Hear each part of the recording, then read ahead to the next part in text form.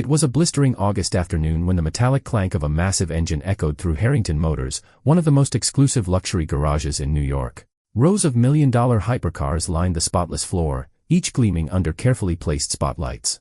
In the far corner, a sleek, custom-built V16 prototype sat lifeless on its hydraulic lift.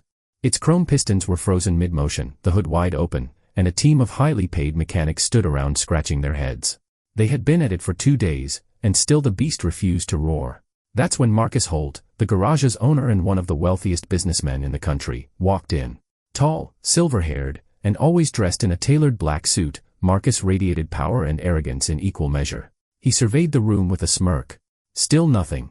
I'm paying you people to fix things, not stand around looking at them," he barked, his voice dripping with condescension.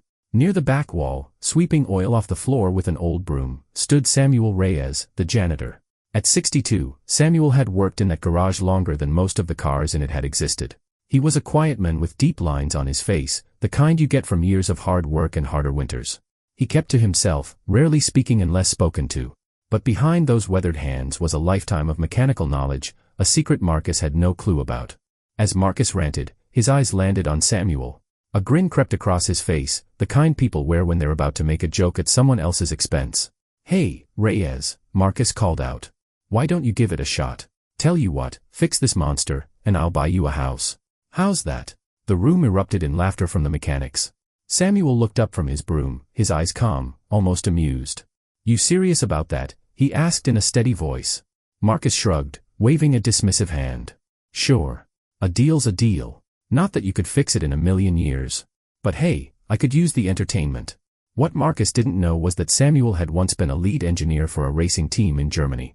Decades ago, before a family tragedy forced him back to the States, Samuel had tuned engines that broke world records. But life had a way of burying skills under the dust of survival, and Samuel had never spoken about his past. He set the broom aside, walked toward the V16, and placed his calloused hands on the frame. The mechanics stepped back, some smirking, others curious. Samuel's eyes scanned every inch of the machine, not with the hesitant glance of an amateur but with the focused precision of someone who knew where to look. He leaned in, listening, touching, feeling for vibrations in the metal as he cranked a small tool in the cylinder housing. Minutes turned into an hour. Marcus checked his watch, clearly impatient, but Samuel ignored him. He methodically stripped away parts, cleaned debris from delicate gears, adjusted timing belts, and tightened connections the mechanics had overlooked. His movements were deliberate, surgical. Sweat dripped from his brow, but his hands never wavered. By the second hour, the mood in the garage shifted. The laughter had died. Mechanics now watched in silence, following his every motion. Samuel connected the final line, closed the hood, and looked at Marcus. "You might want to stand back," he said. Marcus chuckled. "By all means, impress me." Samuel turned the ignition. The engine coughed once, twice, then exploded to life with a deep, thunderous roar that shook the air. The sound was so pure, so powerful, that even the mechanics instinctively stepped closer, awe spreading across their faces. Marcus's jaw tightened. He tried to hide his shock, but it was useless. He stared at Samuel like he was seeing him for the first time. How did you?" Samuel wiped his hands on a rag.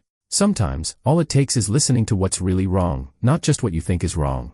The garage was silent except for the purr of the engine. Marcus finally broke it.